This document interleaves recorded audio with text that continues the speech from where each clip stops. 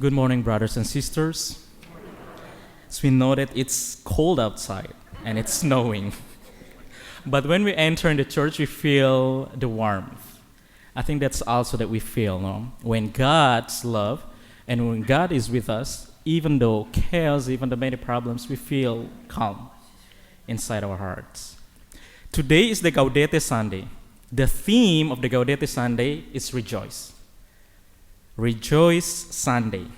Those rose candles, we don't call it, in the liturgy, we don't call it pink, no, even though I wear pink. But we call it rose color. Rose vestment break into purple of Advent to remind us that even while we wait, joy is already among us. So God is already at work. Gaudete Sunday is our reminder to rejoice not after the struggle, but in the middle of it, because our hope is secure. The desert is blooming, the harvest is promised, and Christ's work is visible. In the first reading, dear brothers and sisters, that we just heard from the prophet of Isaiah, gives us one of the scripture's most beautiful promise. He said, "The desert and the parcel land will exult." It is a tender image for everyone who has ever felt dry, tired, or stretched a little bit. And many of us know what a desert season feels like: the loss of someone that we love, anxiety about family, the pressure of work, or simply the feeling that life has become routine and lifeless. Yes, Isaiah is not naive. He knows that deserts are real, and we are aware of it too. But he also knows that God can make flowers grow in places where we never expected. Advent reminds us to look again, to trust that hidden beneath the surface, that God is already preparing new life. And in the second reading, from the book of James, speaks to a community waiting for Christ's return. And of course, waiting is not easy, especially when we wait for our Amazon package, Christmas thing. I was worried too. Oh my God, tomorrow is the exchange Christmas, so I didn't receive my gift rate. So I'm waiting. Waiting is not easy. But he tells them, be patient, strengthen your hearts. Patience is not passive.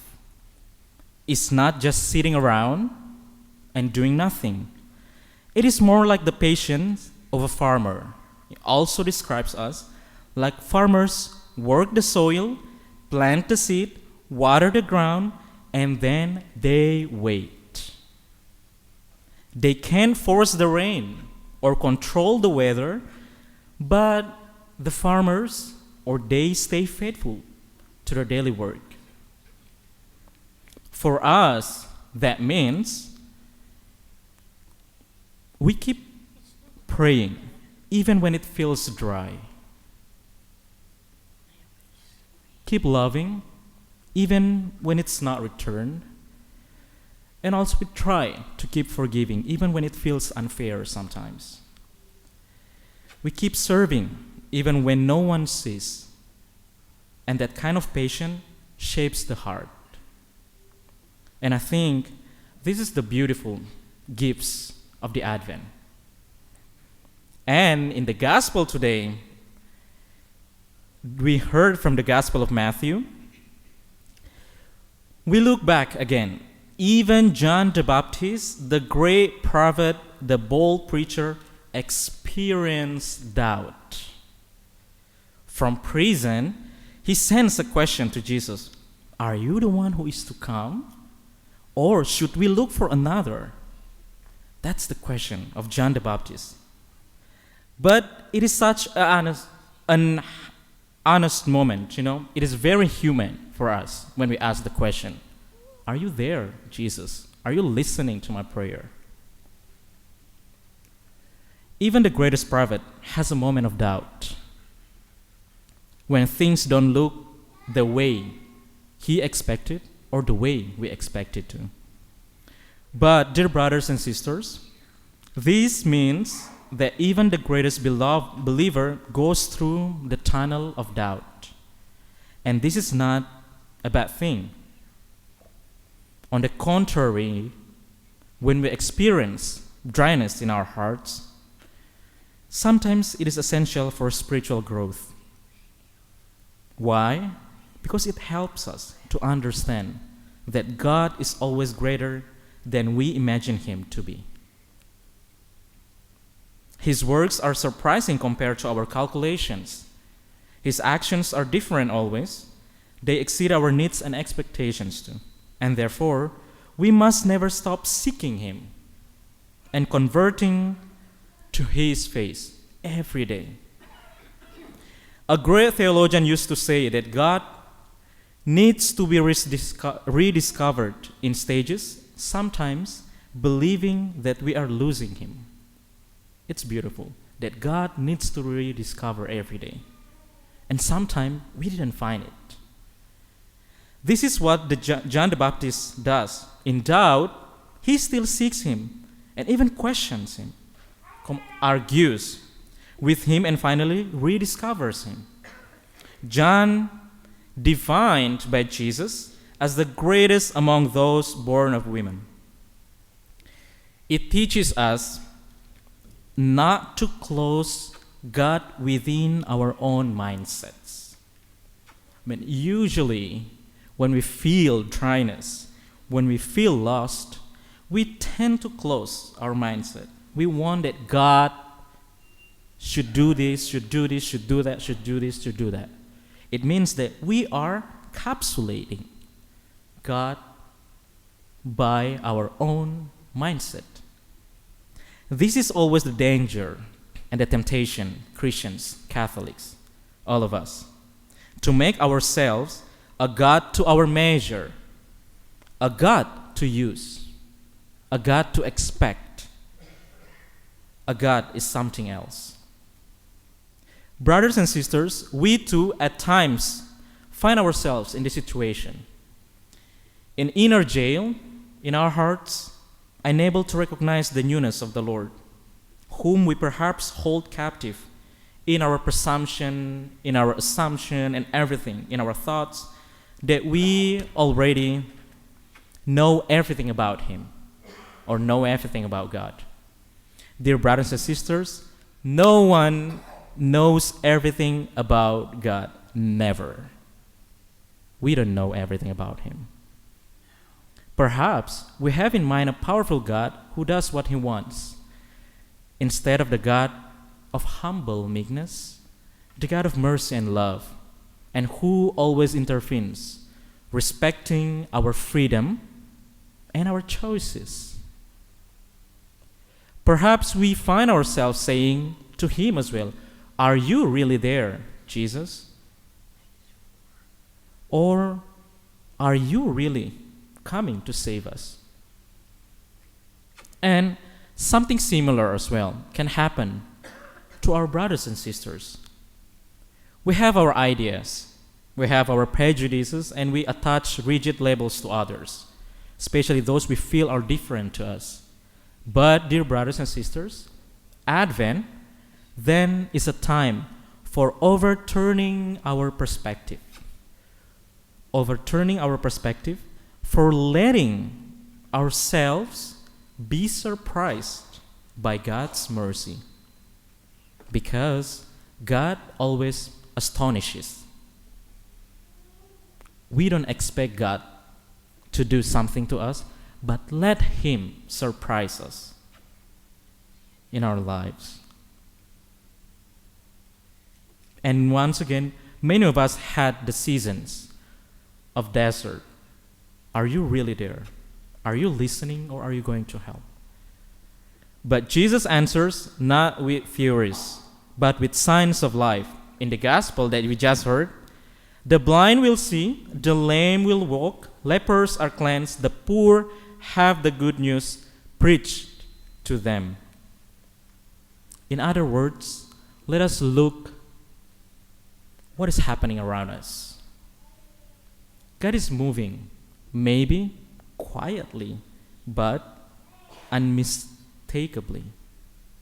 Sometimes God's work in our lives is subtle. A softened heart, a reconciled relationship, or unexpected strength to face the day. A moment of peace in the middle of chaos. And these are Advent miracles. It is important for us to accept Christ as He presents Himself in a scripture, not as we would like to have Him be. Jesus is actually warning John the Baptist not to reject Him because of an innocent understanding of what Jesus came to do and the methods He employs to achieve His ends. When John the Baptist doubted about Jesus, actually Jesus accepted him. It's okay. You keep on asking.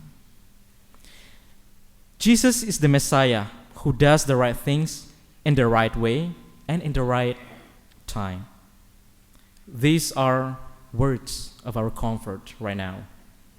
We can absolutely trust Jesus' wisdom and power to do that, build His kingdom and grow as we follow Him in this moment of Advent. Dear brothers and sisters, so what all these readings to say about us today? God brings life to dry places, even the deserts in us.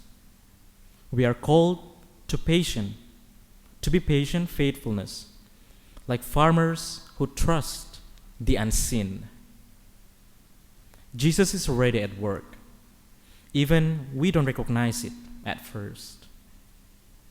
Advent is not just waiting for Christmas, but it is a training our eyes to see the quiet, the gentle ways of God that is already breaking in our lives. As we move toward Christmas, if you feel weary, let Isaiah remind you that the desert will bloom. And if you feel impatient, let the second reading remind you, James, that seeds grow slowly. And if you feel uncertain, let John remind you that even saints have questions, and Jesus does not reject them. Joy is not the absence of struggle. Joy is the presence of God in the middle of it, on how we see our struggles every day as a joyful moment. Sometimes it's hard, it's difficult, but it's possible. It doesn't mean it's impossible. It is possible. We can do that. May these weeks of rose candle be a sign that even in our waiting, there is light, there is hope, and God is near. Brothers and sisters, this is the sign that we are called to look forward in our own lives. The practical evidence of Christ's presence in our daily lives. Where has a blind spot in our understanding been cleared up? Or where have you been lame and unable to move forward, but suddenly you found strength? That is also the question for us. Or what dead habits or relationship have we been given to a new life? Once again, Gaudete Sunday is a moment of refreshment. It is a time of spiritual re-strategizing how we shall get to the end of our project. We do our project, of course, we do with the efforts. It is to be done joyfully, yet with watchfulness. It is only by stopover at a God's filling station in order to have a spiritual refill for the rest of the journey. It is not our final destination, even though there are plenty of pleasant goodies in that give joy to our hearts.